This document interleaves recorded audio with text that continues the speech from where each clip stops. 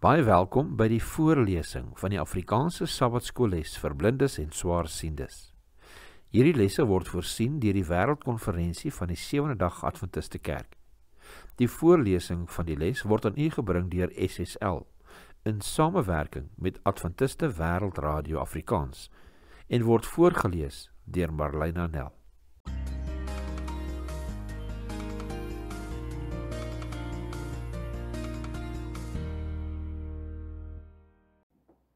Les 10, 29 November tot 5 Desember.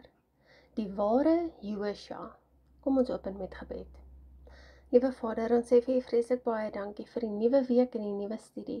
Liewe Heer, laat u boodskap in die Gees ons harte en ons gedagtes oortuig van u goedheid en u guns. Ons vra dit in Jesus naam alleen. Amen. Sabbatmiddag. Skrifverwysings vir hierdie week se studie.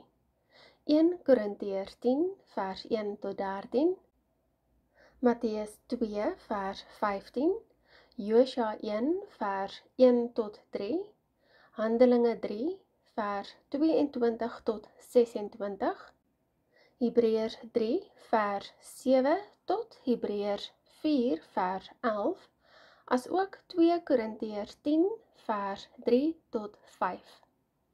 Geheuteks 1 Korintiërs 10 vers 11, Afrikaans 2020 vertaling.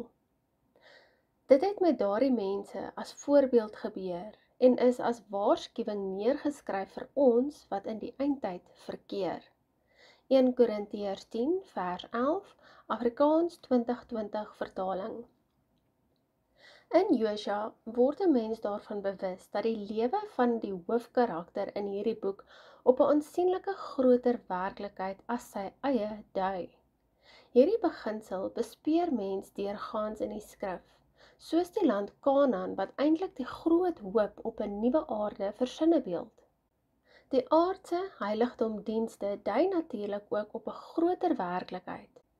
Ons lees in Hebreërs 9 vers 11 in die Bybel vir almal, maar Christus het gekom om hoëpriester te wees en hy laat goeie dinge gebeur.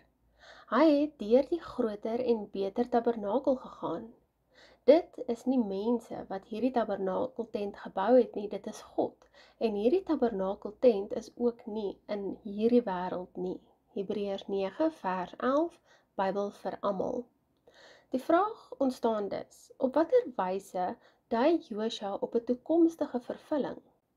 Hoe weet ons verseker dat so 'n uitleg geldig is?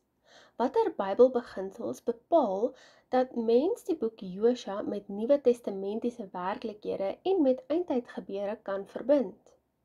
Hierdie week bekyk ons die beginsels van Bybelse hermeneutiek, oftewel 'n Bybeluitleg, wat met tipologie te maak het. Ons gaan kyk hoe die Bybel op sigself vir ons aanduidings gee dat sulke tipes en antitipes of skadubeelde wat op volmaakte beelde wys, wel ter sprake gekom het. Ons sien ook hoe dat Josua se lewe op die messiaanse bediening vooruitwys en dat dit boonop op simbole dui wat reeds in die kerkgeskiedenis vervul is, as ook op die wat met die volvoering van die wêreldgeskiedenis te maak het. Bestudeer hierdie week se les ter voorbereiding vir Sabbat 6 Desember.